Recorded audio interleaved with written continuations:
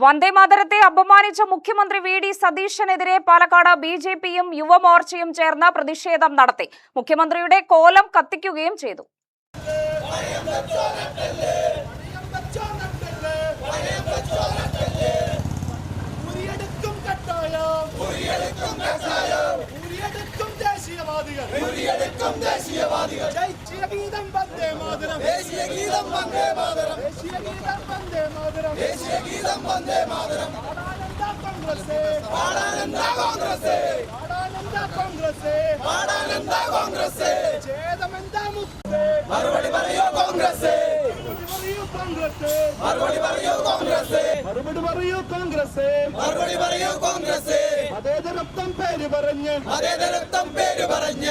BJP Palakkad east ജില്ലാ general secretary Shanmughan ഉദ്ഘാടനം ചെയ്തു.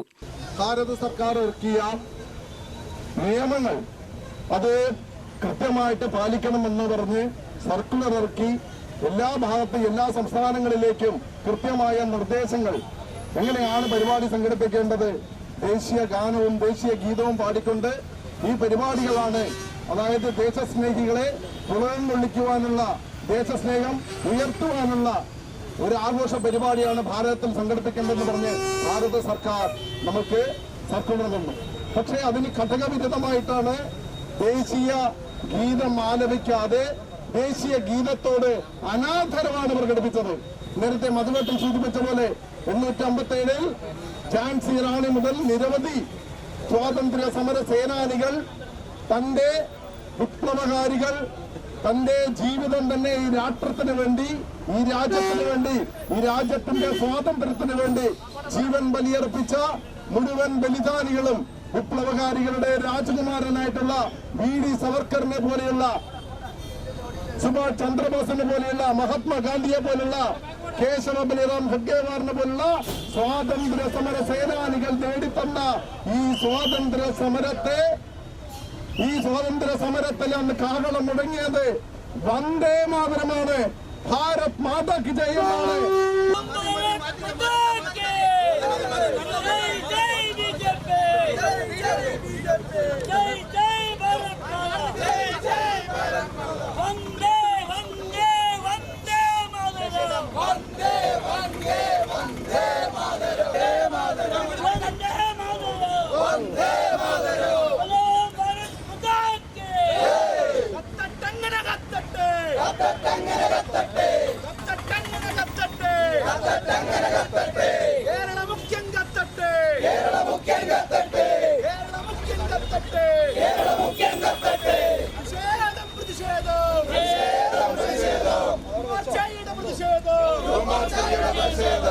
വൈസ് പ്രസിഡന്റ് മധു അധ്യക്ഷനായി.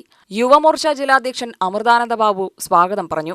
ബിജെപി ജില്ലാ വൈസ് പ്രസിഡന്റ് പ്രഭാകരൻ, പാലക്കാട് മണ്ഡലം president Sasikumar, social media convener Babu Vennakkara, IT cell convener Sunil, മണ്ഡലം ജനറൽ സെക്രട്ടറിമാരായ മിലൻ, അശോകൻ, യുവമോർച്ച ജില്ലാ general secretary Shinu, secretary Rithin, സംസ്ഥാന കമ്മിറ്റി അംഗം ലിനീഷ്, മറ്റു ഭാരവാഹികൾ പങ്കെടുത്ത് സംസാരിച്ചു.